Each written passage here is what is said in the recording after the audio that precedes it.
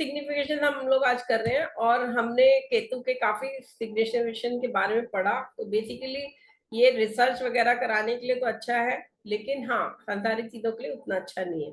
अब दिग्बल में देखेंगे तो कुंडली में कोई दिग्बल तो अलग से नहीं है, लेकिन डायरेक्शन अगर देखना है तो ये सेंटर को दिखाता है ना। सारी दिशाएं हैं, तो घर में भी जो ब्रह्म स्थान होता है ना, घर का जो सेंटर होता है, वो केतु उसको गवर्न करता है, उस दिशा को, उस जगह को। तो उस स्थान को हमेशा बड़ा साफ सुथरा रखना चाहिए, पवित्र, क्लीन। वहां कुछ रखना नहीं चाहिए। घर में वास्तु में भी आप सेंटर एरिया जो होता है, वहां पे आप कुछ मत रखो, साफ रखो उसे। कई लोग प्लांट्स रख लेते हैं, कई लोग सोचते हैं ये तो जीना पड़ रहा है यहाँ पे, तो यहाँ पे झाड़ू भी रख लो और डस्टबिन रख दो, है ना, सेंटर में। लेकिन अगर वो पड़ रहा है जीना, और तो आप उसको बिल्कुल साफ सुथरा रखिए, नहीं तो आपके घर में प्रॉब्लम्स आएंगी। क्योंकि जो सेंटर एरिया है वो केतु गवर्न करना है, तो अगर आप वहां पे ऐसी चीजें रखोगे, गंदगी वगैरह रखोगे, तो वो आपको विक्षिप्त बना सकती है। ठीक है।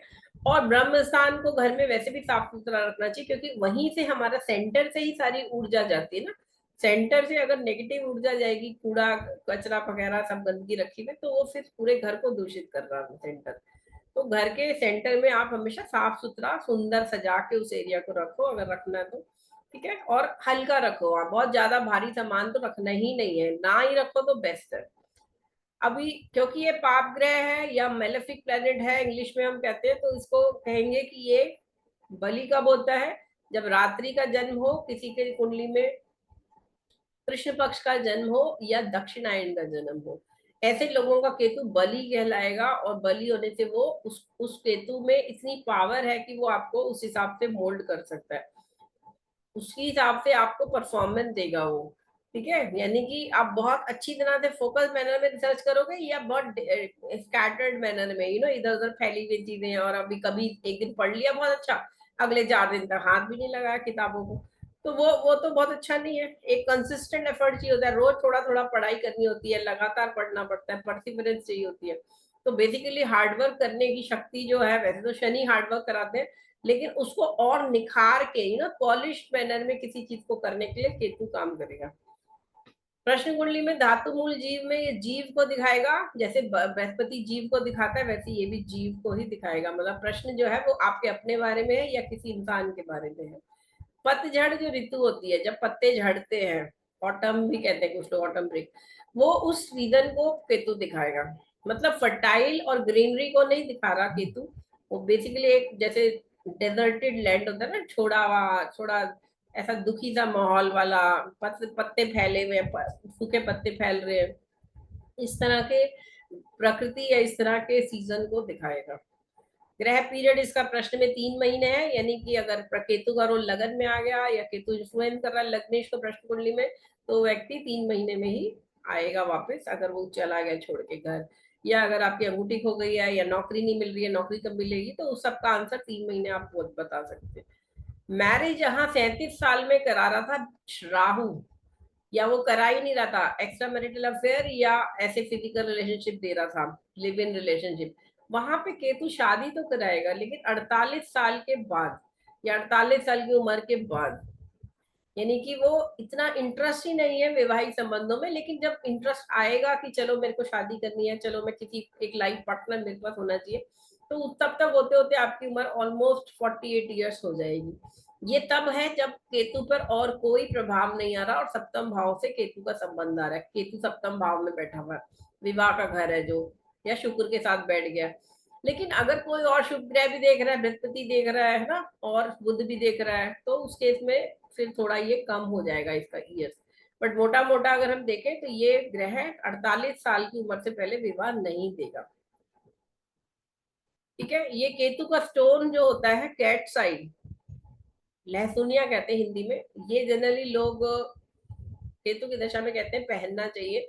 बट क्योंकि स्टोन्स, जेम स्टोन के इफेक्ट्स पर कोई रिसर्च तो हुई नहीं है अभी तक कि वो उसे पहनने से किसी को फायदा हो रहा है, क्या हो रहा है, तो हमारे गुरुजी भी ना इसको रिकमेंड करते हैं, और हम भी, मैं भी रिकमेंड नहीं करती। लेकिन हाँ, किसी को अगर कॉन्शियसनेस हो रही है, नर्वसनेस हो रही है, डिप्रेशन फील हो रहा है, या और कंसंट्रेशन में प्रॉब्लम आ रही है, तो उस केस में हम, केतु की दशा अगर चल रही हो, तो लहसुनिया आप उसे पहना सकते हैं।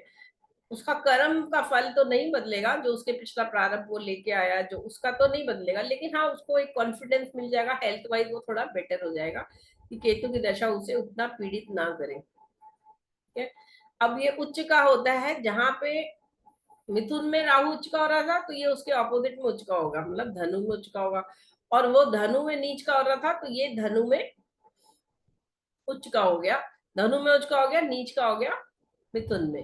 मतलब राहु केतु एक दूसरे के ऑपोजिट हमेशा बैठेंगे और एक दूसरे के ऑपोजिट का रोल देंगे। वहां वो टॉरस में मूल त्रिकोण राशि थी, तो यहाँ इसकी स्कॉर्पियो हो जाएगी, उसकी ऑपोजिट राशि। ठीक है, वृषभ का ऑपोजिट वृश्चिक, यहाँ पे मूल त्रिकोण राशि हो गई केतु की। केतु के जो मित्र हैं राहु केतु के, बेसिकली शुक्र और बुध ही माने गए हैं। बाकी सारे ग्रह, सबसे ज्यादा बड़े शत्रु तो सूर्य और चंद्रमा ही रहेंगे, क्योंकि वो ये ग्रहण लगाते हैं उन्हें। बाकी जो ग्रह हैं वो इनके सम से हो जाते हैं। एक ही दृष्टि मानी गई है हमारे शास्त्रों में, वैसे कहीं लिखा नहीं कि पांचवी और नवीं भी है, लेकिन हाँ कुछ पंडित पांचवी और नवीं को भी पूर्ण दृष्टि के रूप में लेते हैं। हम लोग सिर्फ सातवीं दृष्टि को पूर्ण पूर्ण रूप में लेते हैं। अब मैंने आपको एक कुंडली, यहाँ पे महात्मा गांधी जी की कुंडली मैंने आज लाई हूँ मैं आपके लिए, क्योंकि जो भी सेलिब्रिटी हॉरोस्कोप्स हैं, जो हमारे समाज में एक सम्मानित व्यक्ति हैं, उनकी कुंडलियों से उनके जीवन के जो भी इवेंट है उसके द्वारा आप बहुत सारी चीजें सीख सकते हैं। ठीक है, मैंने आपको बिल गेट्स की कुंडली कराई थी और आई थिंक इंदिरा गांधी जी की कुंडली कराई थी, तो ये तीसरी कुंडली है जो आप नोट कर लीजिए। ठीक है, तुला लगन की कुंडली है, 2 अक्टूबर 1889 का बर्थ है, 1889, 12:26 दोपहर को, पोरबंदर गुजरात का उनका जन्म है, महात्मा गांधी जी का। और यहाँ पे हम केतु, इस कुंडली में हम देखेंगे इसका क्या रोल है, और ग्रह भी हम देखेंगे, क्योंकि आज हमारे सारे नवग्रह पूरे हो गए, तो अब हम कुंडली को एक टोटलिटी में थोड़ा सच समझ सकते हैं। ठीक है, आपके कोई क्वेश्चन है तो आप मेरे को, अभी मैं अनम्यूट करने को बोलूंगी तो आप अनम्यूट करके पूछ सकते हैं मुझसे। मोटा मोटा मैं आपको बता देती हूँ। इनका लगन तुला लगन की कुंडली है। यहाँ हम नवांश और दशमांश और दूसरे डिविजन चार्ट अभी नहीं देख रहे, क्योंकि अभी आपने वो सीखना है। लेकिन ये जो मेन कुंडली है, उस समय के जन्म के वक्त जो ग्रहों की स्थिति थी आकाश में, वो मैंने आपको यहाँ पे जो लगन D1 कुंडली होती है वो बना के दिखाई है। तो तुला लगन है, शुक्र लगन में बैठे हैं, लग्नेश 24 डिग्री 18 मिनट पे है, और ये विशाखा नक्षत्र में है। ठीक है, लेकिन आप ये देखो, तुला लगन से दूसरे घर में शनि बैठा है और 12वें घर में सूर्य बैठा है, तो ये एक योग बन रहा है यहाँ पे, पाप कर्तरी योग, पाप कर्तरी योग। और ये एक अशुभ योग भी यहाँ बनता है, क्योंकि जब लगन में कोई पाप ग्रह आ जाता है तो वो अशुभ योग भी बनाता है, तो यहाँ मंगल लगन में आ गया तो एक अशुभ योग भी बन रहा है। यहाँ एक शुभ योग भी बन रहा है, क्योंकि बृहस्पति शुक्र लग्नेश होकर लगन में ही बैठा है, और बुध भी यहाँ पे बैठा है, एक शुभ ग्रह जो कि दिग्बली है। लगन में बुध और बृहस्पति दिग्बली होते हैं, तो यहाँ पे ये बहुत सुंदर योग बना रहे हैं। अब ये जो पाप कर्तरी योग बना है, और ये पाप कर्तरी के साथ साथ एक मानहानि योग भी बनता है यहाँ पे, क्योंकि अष्टमेश जब लगन में आ जाते हैं और कोई पाप ग्रह भी हो लगन में, और उसके दूसरे और चौथे घर में अगर पाप ग्रह बैठे, जैसे शनि सूर्य बैठे या, तो ये एक मानहानि योग भी बनता है। तो अब ये देखिए, आप सभी लोग जानते हैं महात्मा गांधी जी 13 साल की उम्र में इन्होंने विवाह कर लिया था। इनकी पत्नी इनसे 1 साल बड़ी थी, कस्तूरबा। और 18 साल की उम्र में इन्होंने मतलब इनका बेटा, जो पहला पुत्र संतान हुई थी, वो इनके 19वें जन्मदिन से जस्ट पहले हुई थी।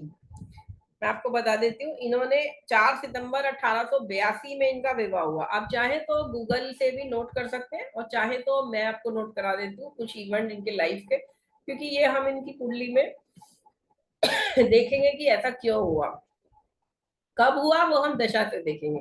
लेकिन इनके 4 बेटे थे, और पहला बेटा इनका पैदा हुआ था जब ये मात्र 19 साल के होने वाले थे। ठीक है, और ये 18 साल की उम्र में इन्होंने लंदन गए लॉ पढ़ने, लंदन गए लॉ पढ़ने, बैरिस्टर बनने, और लंदन के लिए 4 सितंबर 1888 को भारत छोड़ के चले गए थे। उसके बाद ये लॉ पढ़ के भारत वापस आए। ठीक है, अप्रैल 1893 में 23 साल की उम्र में साउथ अफ्रीका ये दोबारा गए, लंदन तो पहले गए विदेश, उसके बाद ये इंडिया आए, लेकिन इनकी लॉ की प्रैक्टिस नहीं चली। फिर ये साउथ अफ्रीका गए, इन्हें वहां पे एक नौकरी मिली, किसी क्लाइंट के लिए इन्हें केस लड़ना था। और फिर ये 21 साल साउथ अफ्रीका में रहे, वहां इन्होंने लॉ की प्रैक्टिस भी करी। और लॉ प्रैक्टिस करने के साथ साथ इन्होंने वहां के भारतीयों को इतना मनोबल उनका बढ़ाया, उनको वहां जो ब्रिटिश रूल था, जो भी जो लोग थे ऑफिसर, उनको इन्होंने इन्होंने इन्होंने उसका विरोध किया जब उन्होंने इनके साथ इनजस्टिस करने लगे, और वो भी सब लीगली इन्होंने उसको किया, और वो लड़ाई इन्होंने जीती। वहां पे भी ये जेल गए थे, 6 बार जेल गए साउथ अफ्रीका में, अपनी बात को रखने के लिए इनको कई बार जेल हो जाती थी। और जब ये भारत आ गए 1915 में, तो भारत में भी ये 9 बार जेल गए। जब भारत की जो 1915 से 1947 के बीच का जो स्वतंत्रता संग्राम का पीरियड था, उस समय इन्होंने जब अपनी बात अंग्रेजों के सामने रखी, तो डिफरेंट डिफरेंट एजिटेशन और आंदोलन जो ये करते थे, तो इन्हें ब्रिटिश पुलिस गिरफ्तार कर लेती थी। तो टोटल ये 15 बार जेल गए। अब 15 बार जेल गए, तो ये बनता है बंधन योग का एक मेन रीजन। बंधन योग इसका एक रीजन बनता है कि कोई इंसान जेल जा रहा है, बार बार जेल जा रहा है, तो इनकी कुंडली में ये जो शनि बैठा है दूसरे घर में, सूर्य बैठा है 12वें घर में, ये एक बहुत बड़ा बंधन योग बना रहे। और यहाँ लग्नेश भी लगन में ही है, तो ये तो शरीर को भी इनको यानी जेल होगी इसका मतलब।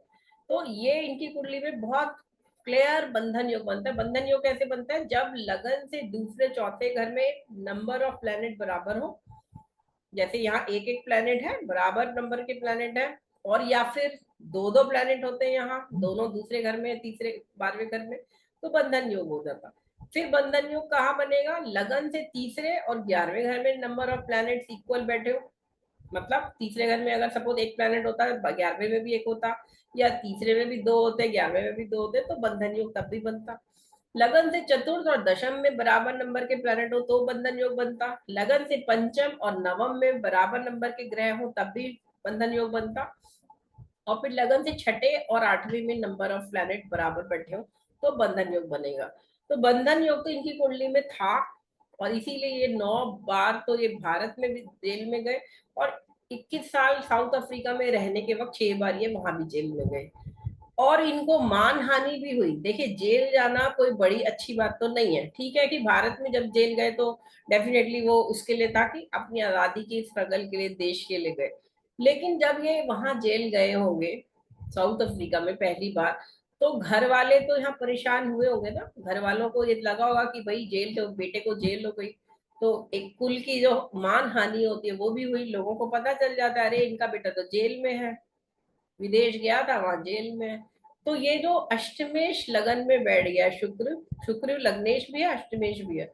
और यहाँ पापकर्त्री में शनि और सूर्य बैठ गए। पापकर्त्री मतलब दो पाप ग्रह आगे पीछे बैठ जाएंगे, मतलब जैसे सैंडविच बन जाता है, वैसे ही सैंडविच की तरह एक ग्रह आगे एक ग्रह पीछे हो गया, और बीच में वो ग्रह है। तो ये योग जो होता है ये बंधन में बांधता है। तो एक फिजिकली जेल में जाना हुआ, वहां की ब्रिटिश साउथ अफ्रीका की जेल में गए।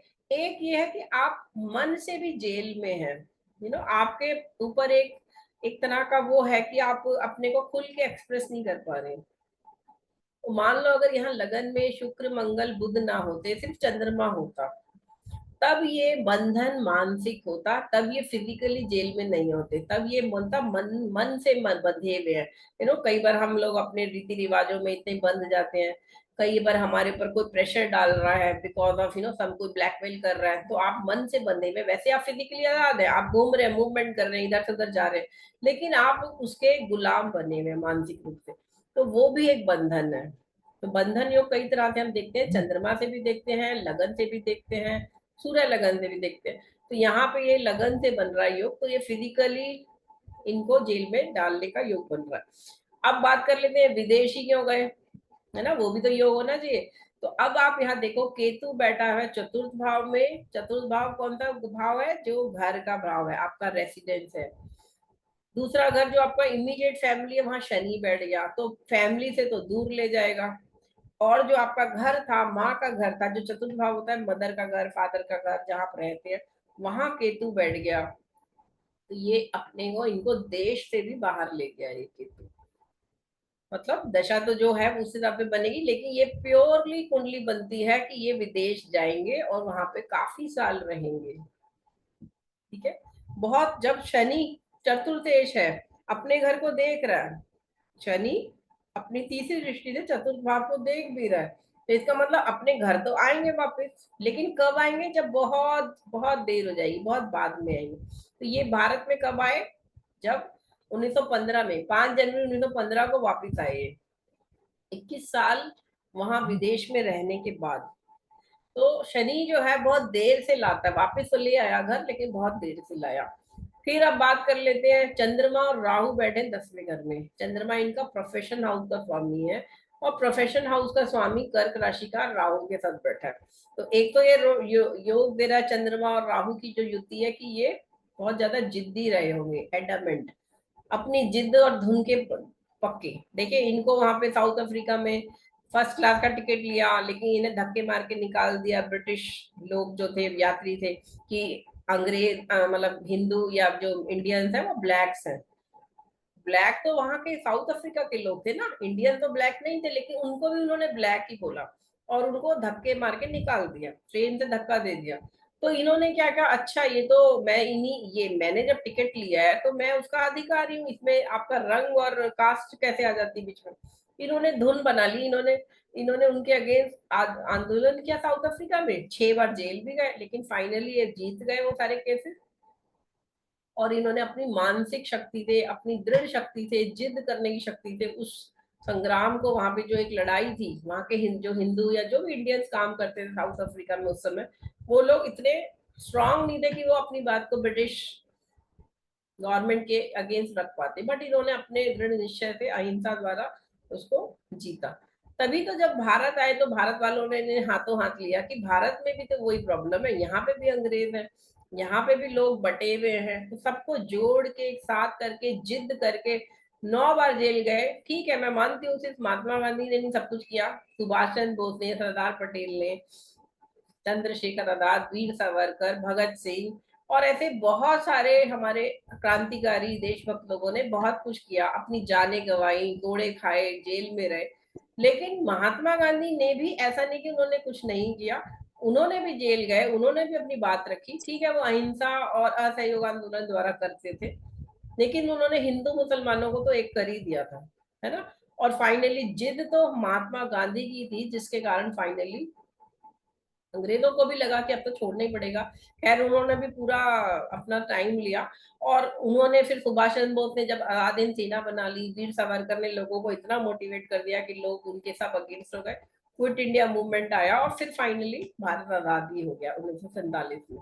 तो लेकिन ये जो जिद वाला दिख रहा है, चंद्रमा और राहु की जो युति हो रही है, ये क्लियरली दिखा रहा है कि ये अपने प्रोफेशन में भी बिल्कुल लग के काम कर रहे होंगे, जो करते होंगे उसको पूरा करके छोड़ते होंगे, है ना। प्रोफेशन हाउस का स्वामी है। और यहाँ केतु जो राहु के को देख रहा है, चंद्रमा को देख रहा है, ये केतु इनके मन को भी कई बार बहुत विरक्त कर रहा है। और इनको ना केवल इन्होंने बहुत सारे उस समय उपवास को देखा, उपवास करना चाहिए कैसे। इन्होंने, मुझे याद है इनकी बायो ऑटोबायोग्राफी में मैंने पढ़ा था कि 37 साल की उम्र में इन्होंने ब्रह्मचर्य ले लिया था। मतलब विवाह 13 साल की उम्र में हो गया था, फाइनली इन्होंने अपनी पत्नी से जीवन भर के लिए उसे ना छूने का और ब्रह्मचारी रहने का प्रण ले लिया था। ठीक है। और साथ ही इन्होंने कई तरह के प्रयोग वगैरह भी करते थे, मतलब आंदोलनकारी इनका दिमाग तो हमेशा आगे की सोचता था। कुछ लोग उसे नेगेटिव सेंस में भी ले सकते हैं, लेकिन हाँ, नए नए प्रयोग ये करते रहते थे, क्योंकि राहु और चंद्रमा की युति हो रही है। तो बेसिकली केतु जो चतुर्थ भाव का है, और उस पर शनि की भी दृष्टि है। देखिए, कुंडली में केतु जब भी कहीं बैठेगा और अगर उस पर शनि की भी दृष्टि हो, तो याद रखिए ये वो करेला है जो नीम चढ़ा है। मतलब ये इतना ज्यादा खराब फल देख सकता है ये केतु, कि इंसान को बिल्कुल जीरो पे ला सकता है। अमीर से अमीर को, राजा से रंक बना सकता है। हेल्थ आपकी बहुत अच्छी थी, बिल्कुल जीरो पे ला सकता है। बिल्कुल डिप्रेशन की बिल्कुल जो लोएस्ट स्टेज होती है ना, मतलब जहाँ पे बिल्कुल सुसाइड करने ही वाला हो इंसान, वहां ले जा सकता है, क्योंकि शनि केतु को देख रहा है। तो हो सकता है इन्होंने भी कभी ऐसा कुछ इनके साथ हुआ हो, लेकिन क्योंकि चंद्रमा भी कर्क राशि का, अपने घर का है, अपनी राशि का है, बली है, और फिर यहाँ चंद्रमा गज केसरी योग में भी है, सप्तम भाव से बृहस्पति भी गज केसरी योग बना रहे हैं, और ये बृहस्पति इनके लगन को भी देख रहा है। तो वो सद्बुद्धि भी थी, विजडम भी था, नॉलेज भी थी, कि इन्होंने अपने मन को, बुद्धि को, सब चीजों को कंट्रोल में रखा और उसे सही डायरेक्शन दिया लाइफ में आगे बढ़ने के लिए। तो ये कुंडली केतु के लिए आप यूज कीजिए। चतुर्थ भाव का केतु है, शनि देख रहा है, और घर से इन्होंने 13 साल की उम्र में इनका विवाह हो गया, और फाइनली 19 साल में, 18-19 साल की उम्र में ये पढ़ने चले गए विदेश। बेटा इनका हुआ सिर्फ 1 महीना हुआ था, और जब इनका विदेश इन्हें पढ़ने चले गए लॉ, और फिर आए भी तो फिर दोबारा वापस साउथ अफ्रीका चले गए। तो बहुत सारी यात्राएं हो गई विदेशी, और साथ में इनको घर से, माँ से, फैमिली से, इंडिया से दूर करा। अब आप लोगों के कोई क्वेश्चन है तो मुझे बताइए, अनम्यूट करके एक एक करके, क्योंकि ये हमारा आज का कंक्लूडिंग स्लाइड था। बोलिए, एनी क्वेश्चंस? मैम आप बोल रहे थे कि केतु ऐसी जगह बताता है जहाँ आसपास जंगल होता है, हम्म। जब केतु का प्रभाव होता है। तो जो हम्म। मेरा ससुराल है मैम, उसके राइट लेफ्ट और अगल बगल कुछ भी नहीं है। तो तो वहाँ केतु का मेरी प्रभाव है लॉस की, तुम्हारे कुंडली में क्या उस पे? मैम मेरे को लगता है कि मतलब मेरा तो सप्तम केतु है मैम, तो मेरा मदर इन लॉ और फादर इन लॉ के उसमें होगा या तो, क्योंकि मैं बिल्कुल तो वहां होगा, नहीं वो रहती तो हूँ, मैं आप तो उनकी दिल्ली रहती कुंडलियां हूँ। ले लो, आपको वो क्लैरिटी से समझ हम्म। में आ जाएगा, थोड़ा सोचेंगे तो। अच्छा, और जो केतु का, पास में भी घर, तो वो भी खंडर हो गया मैम, तोड़ ताड़ दिया, बेच दिया उसको। हाँ हाँ, ये भी है, वो आसपास ऐसा माहौल भी बना देगा।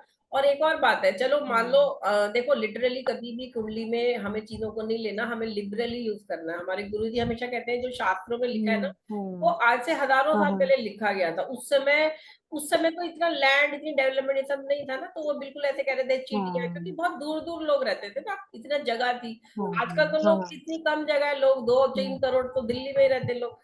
तो अब उसको कैसे ले सकते हैं कि अंडर हम्म। डेवलप्ड है, वहां फैसिलिटीज नहीं है, वहां कीड़े मकोड़े रहते हैं, या हाँ कुत्ता, हाँ। केतु कुत्ते को दिखाता सांप है, बिच्छू निकल आसपास जाते स्ट्रीट हैं। डॉग्स घूम रहे हैं, है ना, इस तरह से उस चीज को आपको करना है। हाँ अब ये साउथ अफ्रीका गए, साउथ अफ्रीका में क्या सोचते हो तुम, वहां पे बड़ी फैसिलिटी, हाँ। बिल्कुल फैसिलिटी नहीं थी। इनकी नहीं। ऑटोबायोग्राफी पढ़ोगे तो पता हाँ। चलेगा इन्होंने कितना कष्ट झेला वहां पे साउथ अफ्रीका में, है ना, बहुत सारी प्रॉब्लम्स होती थी उन्हें वहां पे। हम्म। पढ़ना आप अगर गांधी जी की जी। ऑटोबायोग्राफी, तो पता चलेगा। इंसान को हाँ। जानने के लिए उसके बारे में जितना जानोगे, तब जाके कुंडली उसकी बोलेगी सही तरह से, आपको समझ में आएगी चीजें। हम्म। बाकी कुंडली बहुत बढ़िया है, हम्म। राजयोग तो है ही, तभी तो इतने Mahatma Gandhi father of the nation बना दिया। अब हमारी करेंसी पे उनकी फोटो है, नेम फेम तो है ही इनका, गज केसरी योग तो बन ही रहा है बहुत सुंदर, लग्नेश भी स्ट्रांग है, लगन में ही बैठा हुआ। लेकिन देखिए, पत्नी से 37 साल की उम्र में इन्होंने वैवाहिक संबंध खत्म कर लिए। शुक्र मंगल की युति हो रही है, 24 डिग्री का शुक्र है, मंगल 26 डिग्री का है। और दोनों को बृहस्पति वक्री देख रहा है 28 डिग्री का, जो कि छठे घर का स्वामी है, तीसरे घर का स्वामी है। तो वो क्या कर रहा है कि समाज के लिए, मैनेजमेंट के, प्रबंधन के लिए, और छठा घर डेप्थ एनिमी डिजीज का भी है, उन चीजों से लड़ने के लिए, फाइट करने के लिए भी लाइफ में प्रॉब्लम, स्ट्रगल रहेगी। इस तरह से हमें हर घर की लॉर्डशिप हर ग्रह की लेनी है कि किस घर का वो स्वामी है, और वो कहाँ बैठा है, उससे संबंध कैसे बना रहा है। नवम भाव का स्वामी बुध जो है वो बैठ गया है, और 12वें घर का भी स्वामी जो बुध है वो लगन में बैठ गया, तो विदेश से तो संबंध बन ही गया ना। 12वां घर विदेश है। नवम भाव क्या, लंबी चलने वाली यात्राएं हैं, दूर की यात्राएं हैं, जनरली फॉरेन कंट्रीज को दिखाता है। अगर 9th एंड 12th लॉर्ड का संबंध आ जाता है तो वो विदेश यात्रा दिख रही है। और ऐसा नहीं है कि ये सिर्फ लंदन और साउथ अफ्रीका गए थे, जब भारत में आ गए थे उसके बाद इनको यूके में भी इनवाइट किया था, वो जो राउंड राउंड टेबल कॉन्फ्रेंस 2 बार हुई थी, उसमें महात्मा गांधी गए थे। तो विदेश यात्राएं तो इनकी काफी रही हैं, ऐसा नहीं कि नहीं रही हैं, काफी रही है। चलो, और कोई क्वेश्चन? श्वेता और किशोर एंड मधुमिता मैडम, किशोर ने तो करा ही ज्वाइन, अच्छा। Any questions? किसी कुंडली को सामने देख के सोचो ना, क्या क्या हो रहा है, कैसे है।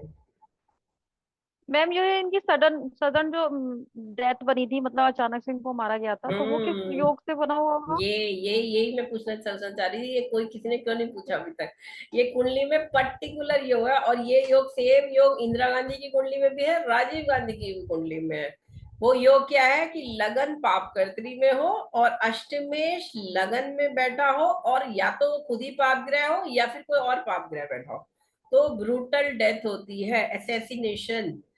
कोई और आपको बॉम्ब से उड़ा देगा, गोलियों से उड़ा देगा, कुछ ना कुछ ऐसा ब्रूटल होगा जो नेचुरल डेथ नहीं है। तो यहाँ मंगल बैठा है लगन में, मंगल बंदूक को दिखाता है शॉट, है ना, और शनि और सूर्य पापकर्त्री बना रहे लगन को। तो इनका मृत्यु कैसे हुई, इनको गोली मार दी थी। ऐसी इंदिरा गांधी की कुंडली में भी कर्क लगन है, और सेकंड एंड 12th हाउस में भी पाप ग्रह है, लगन में भी पाप ग्रह का वो बन जाता है रूल, है ना। शनि, शनि बैठा है लगन में, शनि क्या है, अष्टमेश, अष्टमेश लगन में बैठा हो, यहाँ भी अष्टमेश लगन में है और लगन पापकर्त्री में हो, तो ये योग बन रहा है यहाँ पे। और ऐसी राजीव गांधी की कुंडली में भी ये है, अष्टमेश वहां पे लियो लगन है, अष्टमेश बनता है बृहस्पति, बृहस्पति लगन में बैठा है और लगन पापकर्त्री में। तो ये तीनों की डेथ ऐसी हुई है, बहुत negative. In fact I don't want to say but हमारे जो दिल्ली के चीफ मिनिस्टर है केजरीवाल जी की कुंडली में यही होगा, तो हो सकता है उनकी भी मृत्यु इसी तरह से हो, क्या पता। वो तो खैर समय बताएगा, अगर वो कुंडली उनकी सही है तो ऐसा हो सकता है, जैसे ही उनका आयु खंड पूरा होगा कोई ना कोई मार सकता है। तो वो तो खैर रेयर होता है ये योग। और वो योग भी ऐसा नहीं कि वो आपका ऐसे है कि वो आपके पिछले जन्मों का तो रोल आएगा ही आएगा कनेक्शन, कि आपको ऐसी मृत्यु मिलेगी। चलिए अभी हमारे पास इससे मीटिंग के 4.5 मिनट बचे हैं, कोई क्वेश्चन इसी केतु पे पूछना तो पूछ सकते हैं, नहीं तो किसी और ग्रह के बारे में भी आप लोग पूछ सकते हैं क्वेश्चन, या कुंडली में, राशियों पे, है ना, हाउसेस पे। और मैं आपको नक्षत्र कराऊंगी, इसके बाद नक्षत्र पे हम एक पूरा करेंगे, एटलीस्ट मोटा मोटा तो पता ही होना चाहिए नक्षत्रों के बारे में, 27 नक्षत्र, तो आपको फिर समझ में आएगा कोई नक्षत्र, कौन सा नक्षत्र किस किस, कौन सा ग्रह किस नक्षत्र के नक्षत्र में है ना। जैसे ये विशाखा नक्षत्र में शुक्र और मंगल बैठे हुए हैं इनकी कुंडली में, और स्वाति जो राहु का नक्षत्र है उसमें बुध बैठा हुआ है और लगन है। विशाखा नक्षत्र बृहस्पति का नक्षत्र है, ठीक है, और वो शुक्र यानी छठे घर के स्वामी बृहस्पति के नक्षत्र में बैठा है, लगन का स्वामी शुक्र। तो ये डिफरेंट रिजल्ट देगा। और स्वाति नक्षत्र जो राहु का है उसमें बुध बैठा हुआ है, तो बुध, अब राहु का रोल जब आएगा तो विदेशियों से संबंध आएगा, है ना। और यहाँ पे ये क्लैरिटी से दिखा रहा है कि 9th लॉर्ड बुध जो है वो 12th लॉर्ड भी है, और वो राहु के नक्षत्र में, यानी कि इनको तो विदेशियों से तो काम पड़ेगा ही पड़ेगा। इवन 10th हाउस में भी राहु बैठ गया, तो राहु यानी इनके ऑफिस जो भी इनका प्रोफेशन होगा उसमें विदेशियों से तो 100% इंटरेक्शन इनका होता ही रहेगा, रोज होगा, मतलब इंटरेक्शन। ऐसे ही लोगों के साथ इन्हें काम करना पड़ेगा, चाहेंगे नहीं चाहेंगे करना पड़ेगा। सूर्य इनका 12वें घर का है, कन्या राशि में, और हस्ता नक्षत्र में है, चंद्रमा के नक्षत्र में, तो यहाँ पे फिर लिंकेज आ रही है 10th हाउस की और 12th हाउस की, तो विदेश में ही जाके काम करना पड़ेगा। और बताओ, और कोई क्वेश्चन है तो।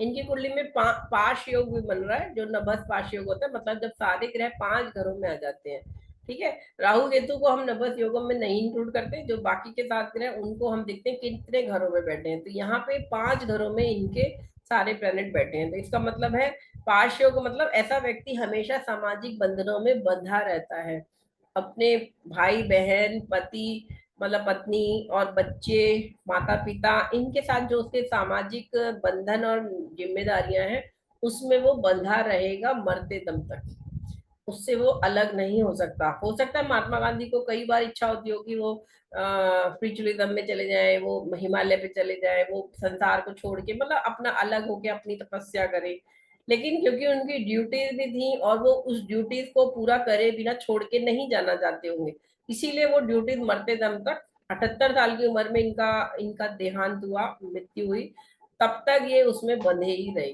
इनके 4 बेटे थे और चारों बेटों से रिलेटेड भी कुछ इश्यूज रहे होंगे, और उनको सेटल करना नहीं करना या जो भी था सारा, वो तो पर्सनल है बहुत, लेकिन रहा होगा। पत्नी भी इनकी देखो, कस्तूरबा भी इनके साथ साथ हमेशा रही। इनफैक्ट इनके पत्नी बीमार रहती थी, बाद में इनसे ज्यादा तो वो बीमार रहती थी।